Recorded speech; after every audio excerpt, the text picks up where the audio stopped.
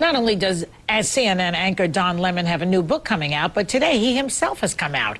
His memoir is called Transparent, and he joins me now. Welcome to my show, Don. I just love you, too. Can I tell you, Joy? Oh, it's going to be a love fest. Oh, it's going to be a love. I love you, Joy Behar. I watch you every day because you know what? You have a sense of humor, and you have to have a sense of humor about all things, right? Oh, yeah. That's what keeps marriages together. Absolutely. It's certainly not sex.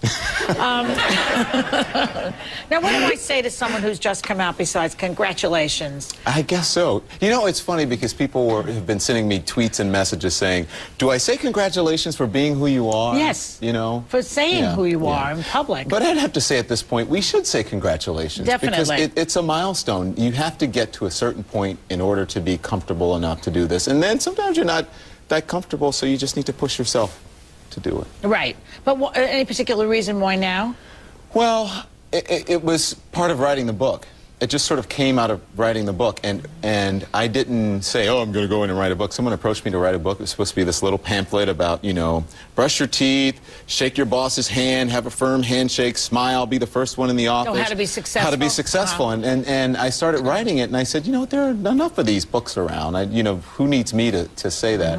And I started writing about my childhood and who I am, and it became cathartic. It just started coming out of you. It just started coming out of me, and so the more I started writing about it, I was nervous, and I could have taken it out at any point. But then, you know, when the student at Rutgers University killed himself, I said, leave it in there. The one who was being observed. Tyler Clementi, yeah. Yes, and then they put it out and humiliated the boy. Yeah, and so I said, leave it in there. And because there shouldn't have to be people like him, and if I had had someone like me who had chosen to live their lives out and proud, there'd be no need for the Tyler Clementis of the world or for teenagers to want to kill themselves because they're concerned about their that's why what you're doing is worthwhile. Yeah. It's very important. Yeah. And they see a successful, gorgeous dude like you who says, listen, this is what I am. What are you trying to do, Joy? I'm trying to come on. Are you hitting on me? I'm hitting on you. You know, once somebody comes Didn't you read the book, Joy?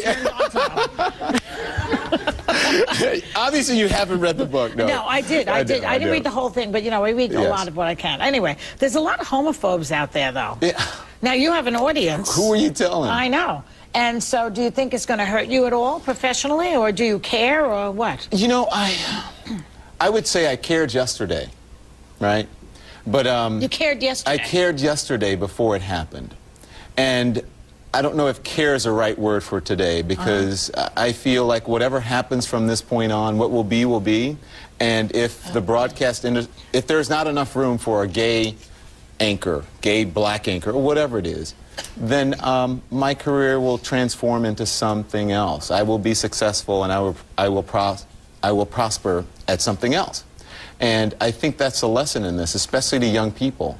Is that all you have to do is just keep moving, just stay in the game, and you know that because that's what you did. Just stay in the game and stay alive. So if it doesn't work out that I'm not, you know, the anchor man and the main guy on CNN or whatever, then something else will happen and I'll be fine. Do you think that other news people, male and female, will come out as a result of this? I don't know if it's as a result. I think every little bit helps. Drip, drip, drip. Everything helps.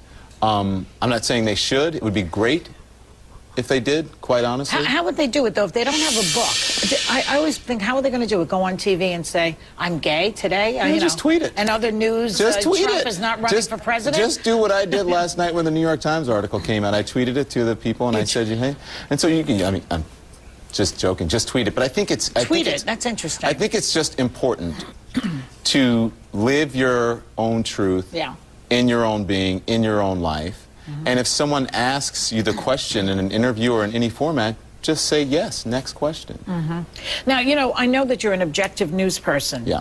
And so you're going to have people sit there with you like Rick Santorum, who seems like a big homophobe, and others, because they're running for president or whatever, and we'll talk about gay marriage, etc. How do you feel that you'll be able to handle that easily? Well, I can talk about President Obama and be objective, and I'm a black man. I can talk about having a mortgage and having your house not being worth what it was 3-4 years ago and be a journalist. Right. I don't think just because I'm gay that it takes my brain away. Right. Or it makes me not be objective. I've been doing this job for a long time, and I've been objective, and I think I've been fair. And I'm human, and if I make a mistake and I go too far in something, then I'll just apologize and I'll move on. People who are heterosexual do that. Yes. I mean, you know, you cover issues that probably have to do with being a Jewish woman or what have you. I'm Italian, but the woman. whatever. Sorry, Yeah. I'm No, sorry. people think I'm Jewish. You know why I no said matter that? What I say. It's because of our conversation before this. Which That's why I thought. During the break? Yeah. But that's I right. happen to be Italian. What Yeah, is I know. that? I mean, I say it constantly. I'm Italian. No one believes me. You know, a few years You're ago, every woman. Don, I got a call. Happy Hanukkah. I said, Ma, I'm not Jewish. Okay, now tell me about. I say you're every woman. We were having that conversation before. That's why I said. Tell me about the down low. I must hear about the down low. You know, I have to tell you, I don't really know about the down low because I haven't played that game. I know of it. What is the game? Explain it to me. It's because in black culture, the worst thing you can be really is a gay man, right? A gay black man. That's the worst thing you can be. So you're afraid that black women won't accept you, your family, the church, people you're using. And then, you know, every other gay person who's not black has to deal with the other things. But you have that whole thing in the church especially. You have to deal with that. And that's very important as a black person. That's your base. Those are your people. Your Italian people. Those are your peeps, right? And so... a lot of cultures, though, are like that. Not just the black community. Well, it's even... I'm here to tell you, in the black community, it's worse. And hopefully it's getting better. Hopefully people like me will make it better. But I think it's sort of the vestiges of discrimination and slavery and thinking that if you're gay, that you're effeminate or that you're not a man or weaker, right?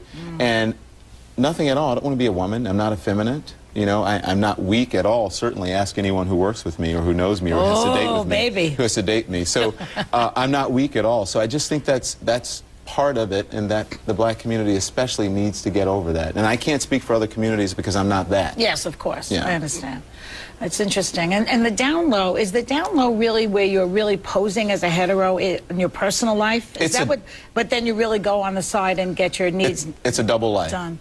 It's a double life where so you don't feel you were ever in that? No. No. And let me tell you, that just doesn't happen in the black community. It's more prevalent in the black community, but it happens in all cultures and all races and even of different religions from different countries. I like how you said God made you this way. I was born gay just as I was born black. Exactly. It's not a choice. People have to get with the program. If it was a choice, then I would have decided when I was a kid or when I prayed all those years that I would change. If it was a choice, something would have happened, I would have changed. It's not a choice. Right. Julie. Okay. We'll have more with Don Lemon in just a minute. Don't go away.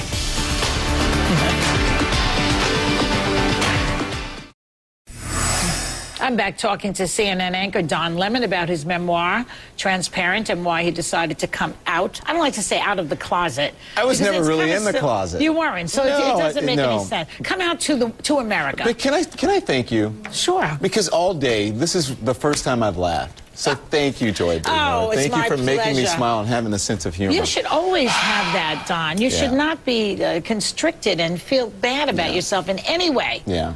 You're a winner. We should go on the road together. We will. We'll get another show together, you and I. Okay. Now, there's a part in the book that's serious about the childhood molestation.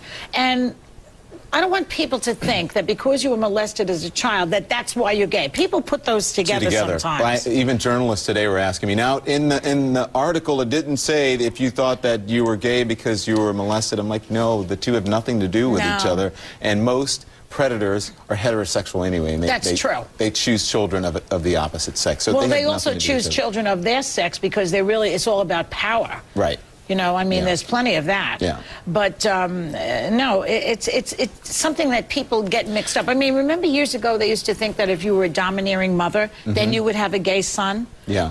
These kinds of things, these things are gone. It's all about this now, that you're born this way. If you were around girls too much, it's like it's going to rub off. It's like, really, come on. That's not going to happen. But I think it's because people want some way to explain being gay. Oh, you're gay because of this, and not just because it is who you are naturally. Do you think that if people would just get that it's not a choice, that this is the way people are born, that the black community and other communities that eschew this type of lifestyle would change their minds? I think it would be great if people would get that, right? But I think I would just be happy with allowing people to live their lives and to do as whatever you think the higher power says, whatever you think it's God or Yahweh or whoever you think it is, live and let live and not judge. I would just be happy with that. And if we really abided by what our Constitution says and what this country was built on, is that everyone has the right to be who they are. That's true. Yeah. But people do stand in your way. Yeah.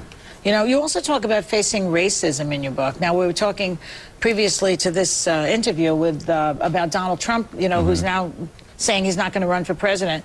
And Bob Schieffer famously said that Donald Trump was being racist when he was positioning himself with the birthers. Yeah, I think he said this whole thing is tinged with or veiled in racism or something that he said. You know, I had Donald Trump on the show. Oh, yeah. And it was a night that Osama bin Laden was killed. Oh, so yeah. Not a good night. Not a good night for that. But I did have him on the show earlier, and then the president came out later, and I talked to him about it. The president came out too? Kidding. Okay, go ahead. That's the breaking news. Let me tell you. Okay, that's in the book. No, I had Donald Trump on, and I said to him, and I think he really started to think about it. I said, Mr. Trump, are you aware of the prejudices in this culture and the assumptions about African Americans? And he said, you know, what do you mean? And I said that they're not as smart as white Americans. And by doing this, by questioning the president's education, that you are perpetuating and what did he say? That myth. And he goes, well, I've always, you know, my black, no, I think he said, my black friends just think it's absolutely ridiculous. And he just went on with his argument. Okay, his book is called Transparent. We'll be right back.